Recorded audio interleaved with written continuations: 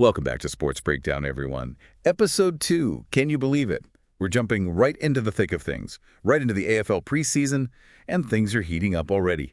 Today, we're going to break down a recent game between the Carlton Blues and the GWS Giants. It was a game that, well, ended in a pretty decisive victory for the Blues. Yeah, a decisive victory is putting it lightly. They really took it to the Giants. The final score was 18.16, 124 to 9.166. And what's interesting, well, the Blues just came out swinging right from the start. First quarter alone, they put up 5 unanswered goals. I mean, that's a statement, isn't it? Starting strong like that. But it does make you think, was this a sign of Carlton's dominance, or were the Giants just not having a good day? What do you think? What will each team take away from a performance like that? Well, for the Blues, it's got to be a confidence booster, right? Especially with all the injuries they've been dealing with, which, yeah, we'll get into that a bit later. But a win like this, it's got to feel good. Can't get too comfortable, though. The Giants were missing some key players themselves, so it's not a perfect picture of where they stand. As for the Giants, this has got to be a wake-up call. Need to tighten up their game, especially in the midfield, and really work on their offensive strategy. Yeah, you're right. A win's a win, but context is key, especially in the preseason. And speaking of context, we got to talk about the elephant in the room for Carlton, those injuries. Even with this big win, they lost Mitch McGovern to an ankle injury during the match. How worried should fans be about this growing list of players on the sidelines?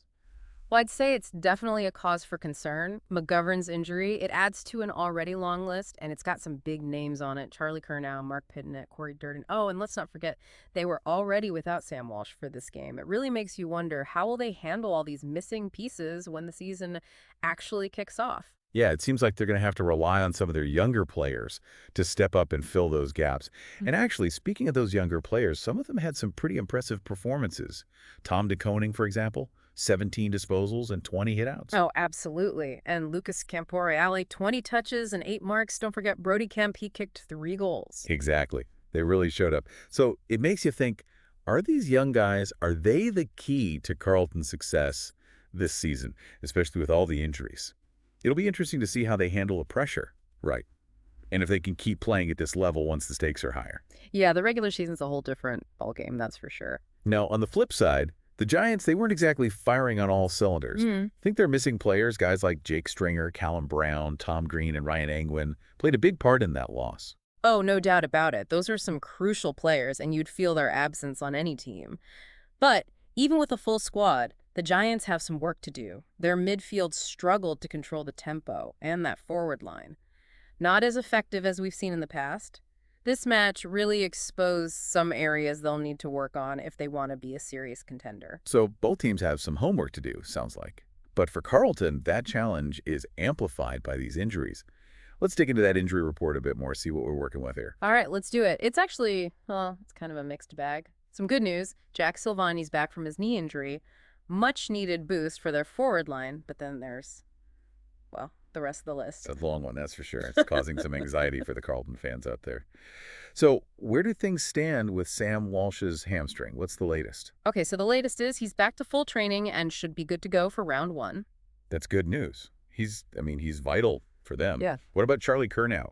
How's his knee recovery coming along? He's still in a modified program, but the good news is he's progressing well, probably missed the first few rounds, but the expectation is he'll be back sooner rather than later. Fingers crossed. So Yeah. those two, hopefully back soon.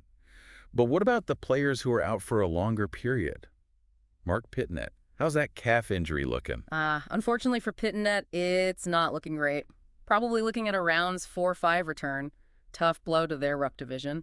And then there's Corey Durden, probably out for a few more weeks with that ankle sprain. Right. And of course, we can't forget about Jagga Smith.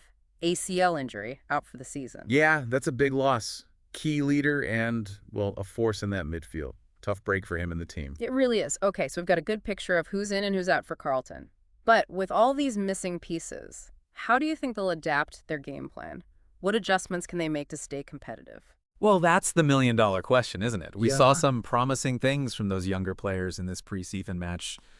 They'll need to keep stepping up, filling those gaps. I think we'll see them rely on quicker ball movement, a more collaborative style of play. Maybe they'll experiment with some different midfield rotations, try to make up for that loss of experience. It'll be interesting to see how they handle it, how they adapt. It'll be a real test of their depth. A real test, that's for sure. You know, speaking of tests, I think it's time for us to try and predict the future a bit. How about we talk about how these teams might do this coming season? What's your gut feeling about the Blues, based on everything we've talked about so far? Okay, I'm going to try to be optimistic here. I think if, and it's a big if they can get through this injury wave and get their key players back on the field, they actually have a chance to make a real run for the finals. They've definitely got the talent, they've got the experience, but it's all going to come down to health. That's going to be the deciding factor for them. I like that, cautiously optimistic. I think I'm leaning a bit more conservative when it comes to my prediction for Carlton. I do think they'll make the finals, but I see them more as a fringe contender. It really depends on those younger players. Can they step up? Can they perform at a high level consistently? We saw some potential in this preseason match, but the regular season is a whole other thing. Yeah, true. The regular season is a grind, and it's a lot to ask for those young guys to carry a team with such high expectations. But, stranger things have happened. Maybe one of them becomes the breakout star this season. Who knows? Okay, so let's switch gears a bit. Let's talk about the Giants. What's your take on their outlook for the season? I think for the Giants, it's going to be a rebuilding year. They're in a transition phase, new coach, lots of new faces on the roster. Their forward line's got some serious talent, Toby Green, Jesse Hogan, Aaron Cadman. But they got to find a way to get them the ball more consistently. I see them maybe somewhere in the middle of the ladder, possibly outside of finals contention. There will be some good wins, no doubt, but there's going to be some growing pains, too, while they figure things out. So a year of development, finding their identity, building for the future. Makes sense. Yeah. But I wouldn't count them out completely, Maybe they surprise us, pull off some upsets along the way. You never know. That's what's so great about the AFL. Anything can happen any given day. It's a long season, and we're just getting started. That's for sure. Okay, before we move on, I want to go back to something from this match that really stood out to me. Those young Carlton players we were talking about, De Koning, Camporeale, Kemp. What do you think long-term? Do they have what it takes to become stars? I think they all have the potential, to be major players in the AFL. Like De Koning, he's got the size, the athleticism, the skills. He could become one of the top ruckmen in the league. And Camporeale, natural football IQ, that beautiful left foot, slices through defenses. And Kemp, he's versatile, he finds the goals, huge asset in that forward line. Exciting to think about the impact they could have on Carlton's future, especially, if they keep improving at this rate. Speaking of young talent, any up-and-comers on the Giants side that we should be watching? For the Giants, keep an eye on Finn Callahan. Still developing, but he's got something special, that it factor. Could be a real game changer down the road. He showed some flashes in this preseason match. I love those players, the ones who can just change the game with one play. That's what keeps it exciting. Absolutely. It's those young guys on both sides. They're the ones to watch this season. They'll get tested, they'll make mistakes, but that's how they grow. That's how they become the next generation of stars. Okay, so to sum things up, we've covered a lot of ground today. Analyzed the Blues win over the Giants, dug into those injury reports, even made some predictions about how each team might do this season. But before we wrap things up, I want to leave you with a question, something to think about. Lay it on me. Love a good question. All right, so thinking about everything we've discussed, the wins, the losses, the injuries, the emerging talent, which team do you think is better equipped to handle the challenges?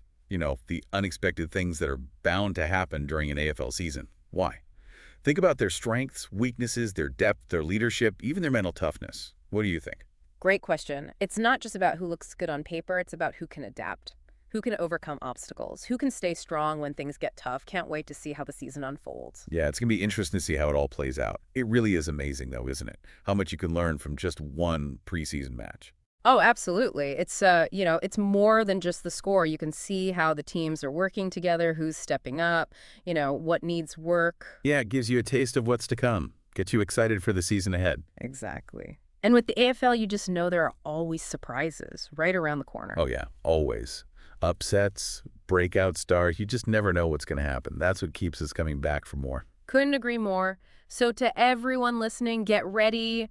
Buckle up. It's going to be another exciting AFL season. And we'll be here with you every step of the way, breaking it all down, analyzing all the biggest stories right here on Sports Breakdown. We'll see you next time. See you then.